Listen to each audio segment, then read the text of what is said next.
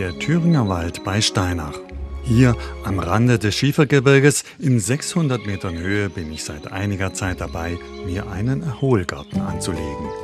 Der Hang ist heiß und sonnig und so habe ich mir vorgenommen, heute ein paar Schattenspender zu pflanzen.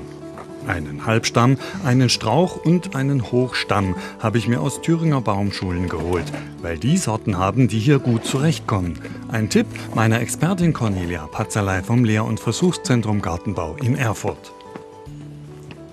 Ah, Frau Patzerley, schön, dass Sie da sind. Schauen Sie Hallo, mal, Herr Eis. was ich denn für schöne Pflanzen gekriegt habe. Ja, da haben wir doch 3 schöne, verschiedene Zieräpfel. Wo würden Sie die jetzt hinsetzen auf meinem Gelände? Können wir zum Beispiel hier unten den Hochstamm hinsetzen, weil da kann man durchblicken. Oben an die Terrasse den Halbstamm. Ja, und dann haben wir ja hier noch diesen Strauch. Da würde ich hier vorne noch mal setzen, auf der rechten Seite. Der Zierapfelstrauch soll als Markierung an die Wegbiegung rechts und der Hochstamm an die Wegbiegung links. An die Sonnenterrasse kommt der Halbstamm. Durch die Blickbeziehung zwischen den 3 Zieräpfeln entsteht ein spannungsvolles Dreieck.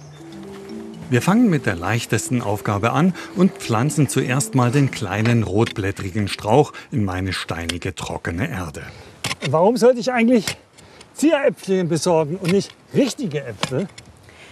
Ja, Sie wollten doch einen Garten zum Erholen. Und wenn Sie richtige Äpfel haben, die müssen Sie ernten, die müssen Sie irgendwo lagern, da haben Sie keine Bedingungen, die müssen Sie verarbeiten. Mit den Zieräpfeln können Sie sich dran erfreuen, haben noch ein bisschen Deko, vielleicht für die Weihnachtszeit. Ist eine tolle Sache und die sind sehr robust. Robust ist auch meine Pflanzroutine. Den Ballen anreißen, großes Pflanzloch ausheben, mit Komposterde auffüllen, antreten, Gießrand formen, angießen. Rasenschnitt als Verdunstungsschutz, alles geht mir gut von der Hand. So, fertig jetzt? Ja, ich würde ihn noch anbinden, und zwar hier in dem Fall mit einem Schrägfall.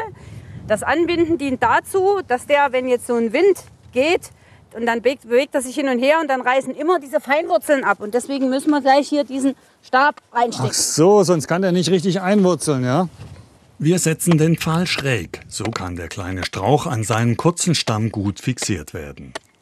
Cornelia Patzerley wickelt einen Abstandshalter aus Hanfgeflecht.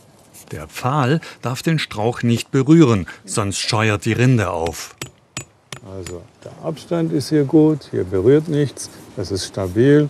Und dann schneide ich die. Wer auch so einen Zierapfel will, sollte nach der Sorte Coccinella fragen.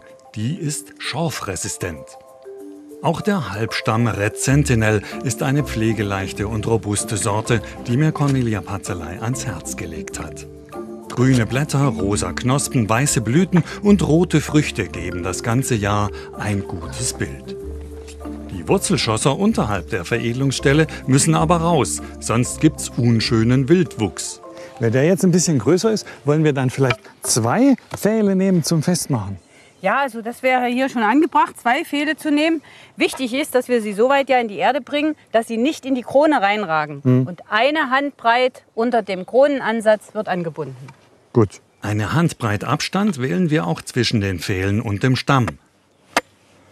Anbinden und Abstandshalter wickeln funktioniert genauso wie vorhin beim Strauch. Eingespannt zwischen 2 Pfählen links und rechts ist der Zierapfel nun während der Einwachsphase gut fixiert. So, ja? Ja. Okay, das war jetzt gar nicht so schwer. Ja. Aber jetzt wird's richtig schwer. Beim Hochstamm Malus Rudolf müssen Tonmann Dian und sogar Kameramann Ronny kräftig mit anpacken.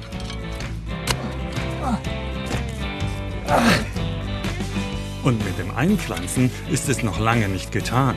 So, hier müssen wir jetzt einen Dreibock Ja. setzen. Dreibock. Ein Dreibock, weil mit einem Dreibock, mit einer Dreibockanbindung hat man die größte Stabilität. Und weil wir hier den längsten Hebel haben bei diesem Hochstamm, setzt man da einen Dreibock. Oh, so ungefähr, ja, wahrscheinlich. Ja. Die 3 dicken Pfähle werden miteinander mit Querlatten fixiert. Dazwischen wird der Baum eingespannt. Wegen der Dreieckskonstruktion braucht man hier keine Abstandshalter zu wickeln. Jo, toll. Habe ich wieder eine Menge gelernt heute. Vielen Dank. Ja, und angießen nicht vergessen, Ja. ne? Bis zum nächsten Gut, Mal. bis dann. Frau Patzerley muss jetzt schnell weiter. Der nächste Auftrag wartet schon. Doch Ich bleibe heiß am Hang und genieße den Blick auf unser heutiges Werk.